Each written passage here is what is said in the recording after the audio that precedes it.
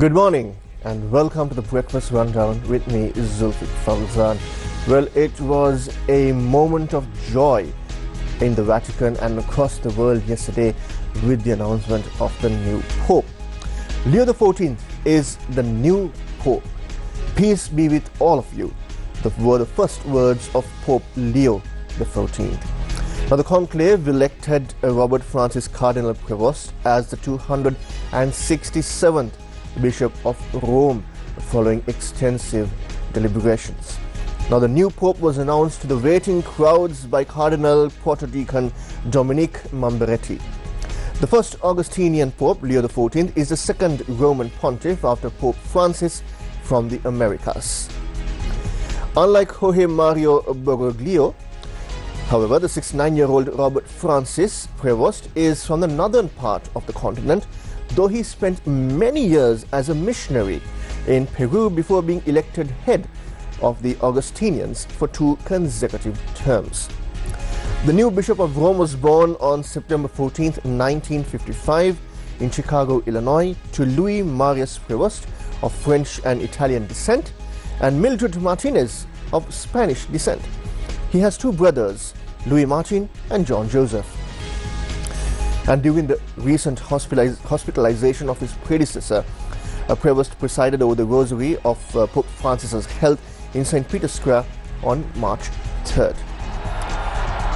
Some jubilating views there on your television screens as you can see how the new Pope made his first ever public appearance after being elected as Leo XIV, the new Pope of the Catholic Church.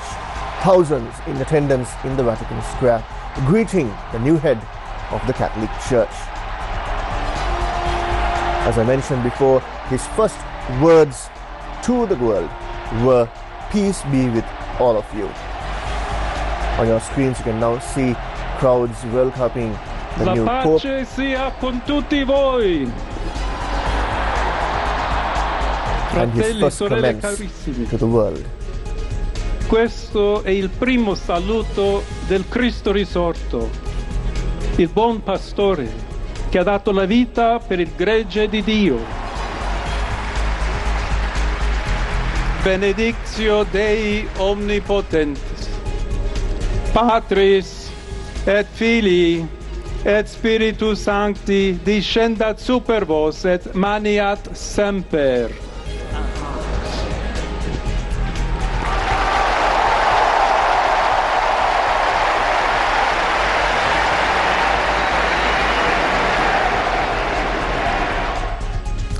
Well, that was the new Pope, Pope Leo XIV. Now in Sri Lanka, the National Vesak Week is set to commence tomorrow with this year's theme being, quote, "Let's associate with noble people with good qualities," unquote. Secretary to the Ministry of Buddha Sasana, Religious and Cultural Affairs, W.P. Senadigra, has said that this National Vesak Week will continue until the 14th of May. The official inauguration ceremony will take place tomorrow at the Nura Elia Buddhist Center under the patronage of President Anura Kumara Dissanayake. Now, at the same time, all liquor stores and meat outlets across the country will remain closed for 3 days during Vesak. Sri Lanka Railways has announced special train services to accommodate devotees attending the state Vesak festival in Nura Elia and those travelling to Anuradhapura as well. These services will be operational from today until the 13th of May. Now in the House of Legislature, 6 proposals are to enter the agenda today. The Sri Lankan Parliament is set to debate 6 private member bills that will be presented. Among the proposal is a bill by MP Hesha Withanage aimed at revisiting and rationalising the privileges currently extended to former state leaders, their spouses and parliamentary representatives. MP Rohana Bandara is expected to present a proposal calling for an enhanced government intervention program to streamline the import and distribution of essential food items in response to economic challenges. Now, in a move to improve public transportation standards, MP Ravindra Bandara will propose legislation mandating that only buses meeting specific standards to be imported into the country. Now, at the same time, MP Lal Priyamanath is set to introduce a proposal to repurpose underutilized or abandoned buildings originally constructed for development projects for public use. Another proposal from MP Chaminda Vijayasiri focuses on implementing recommendations made in audit reports. Finally, MP Ravi Karunanayaka is expected to table a proposal advocating for a national housing initiative aimed at providing every Sri Lankan family with a home. Now, recently, the advanced level results were released, and it was announced that almost 43,000 students who passed the A-level exam will qualify for university admission. Now, online registration for university admission based on the results of the A-level exam begins today. The University Grants Commission has said that prospective students can complete their registration by visiting the official UGC website, that's www.ugc.ac.lk. The website again, www.ugc.ac.lk. Now, the registration window will remain open until 12 midnight on the 30th of this month. Now, following the registration deadline, applicants will have a 2-week period to revise their university preferences. Now, this year, approximately 43,000 students are expected to gain university admission based on their A-level exam results. Now, a development that took place last evening is surrounding the Inspector General of Police. Now, Deshabandhu Tendakone has been informed to be present before the Commission of Inquiry to inquire and report its findings on IGP Deshabandhu Tendakone in respect of acts of gross abuse of power on the 19th of May. This committee met in Parliament on several occasions as of now, and accordingly, for the first time, Deshabandhu Tendakone has been informed by the committee to appear for further investigations. Now, last week, US Ambassador to Sri Lanka Julie Chung officially commissioned new radiation detection equipment at the Port of Colombo. Now, the announcement was made by the US Embassy last evening. Now, the equipment, valued at approximately $500,000, that's around 148 million Sri Lankan rupees, was provided by the US Department of Energy's National Nuclear Security Administration through its Office of Nuclear Smuggling Detection and Deterrence under the Megaports Initiative. Installed at the West Container Terminal, the state-of-the-art system is designed to detect and alert authorities to the presence of radioactive materials. This initiative supports Sri Lanka's National Port Security Framework, strengthens global supply chain security, and extends the United States security perimeter by identifying threats at key international transit points before they reach American or Allied shores. Now, with regard to the Colombo port has experienced an increase in operational activity due to escalating military tensions between India and Pakistan. Now, this is according to Deputy Minister of Ports, Ruwan Kodituakku. Now, the Deputy Minister has confirmed that the government has taken proactive measures to manage the surge in port traffic and with maximum efficiency. The heightened state of alert in the region has led to the suspension of maritime routes between India and Pakistan, affecting both Indian vessels heading to Pakistan and Pakistani vessels heading to India. Deputy Minister also noted that transshipment activities have seen a marked increase in Colombo. Now, let's move to the region, India and Pakistan.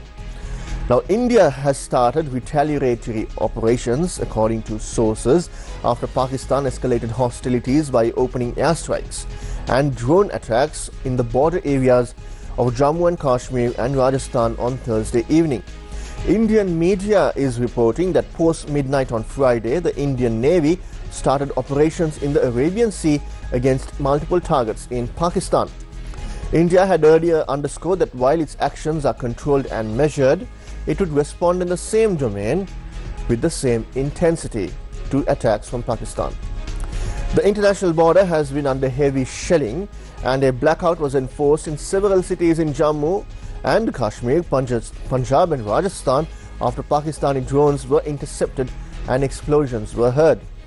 Airports across India are on high alert amid the heightened tension. Schools and colleges have been shut in several border districts. On Wednesday, India launched Operation Sindoor, hitting terrorist bases in Pakistan in response to the Pahalgam attack. 9 terror sites deep inside Pakistan were destroyed, according to Indian reports. Now, from Pakistan, Pakistan's armed forces have taken down 25 Israeli-made Harap drones sent into the country by India since last night. This is according to the Inter-Services Public Relations in Pakistan. Now, a day earlier, Pakistan mourned the loss of 31 lives in overnight attacks by Indian forces on civilians, describing New Delhi's actions as terrorism and accusing it of continuous ceasefire violations in the line of control. The Pakistani military has termed the downing of 5 Indian fighter jets as a major victory, and it was seemingly acknowledged when Indian officials admitted that at least 3 of their aircraft had crashed within the territory. Now, at the same time, US Secretary Marco Rubio has spoken with Pakistani Prime Minister Mohammad Shehbaz Sharif. He had emphasized on the need for immediate de-escalation. He had expressed support from the US for direct dialogue between India and Pakistan and encouraged continued efforts to improve communications. At the same time, US Secretary of State has reiterated his calls for Pakistan to take concrete steps to end any support for terrorist groups. He had also spoken with Indian External Affairs Minister Dr. Subramaniam J. Shankar and emphasized the need for immediate de-escalation as well. He has expressed US support for direct dialogue between India and Pakistan and encouraged continued efforts to improve communication between the both nations. Now, Secretary of State Marco Rubio has reiterated his condolences for the horrific terrorist attack in Pahalgam and reaffirmed the United States' commitment to work with India in the fight against terrorism. And then the Pakistani Cricket Board has finally announced that the remaining 8 fixtures of the Pakistan Super League have been moved to the United Arab Emirates. It added that the qualifiers, both eliminators and the final, will be played in the UAE. The statement added that the exact schedule of matches outlining the dates and venues will be shared in due course. Pakistan Cricket Board Chairman Mohsin Naqvi has said that the remaining fixtures of the PSL will be played in UAE to avoid possible attacks on cricket stadiums by India. According to a statement on the PCB's website, Naqvi, also the Interior Minister, noted that politics and sport need to be kept apart, but the remaining fixtures of the tournament were moved following the extremely irresponsible and dangerous Indian act of targeting the Rawalpindi Cricket Stadium. Well, that brings a wrap to this week's edition of the Breakfast Rundown. If you want to be updated of all the stories that we brought to you today and many more, visit us on our award-winning website www.newsfirst.lk, and you can also follow us on our social media handles on Twitter, Instagram, Twitter that means formerly that's X, formerly Twitter, Instagram, Facebook, TikTok, as well as YouTube. And also do subscribe to our Newsfirst SMS alert service and our WhatsApp channel. Until we meet you again next week, stay safe and take care.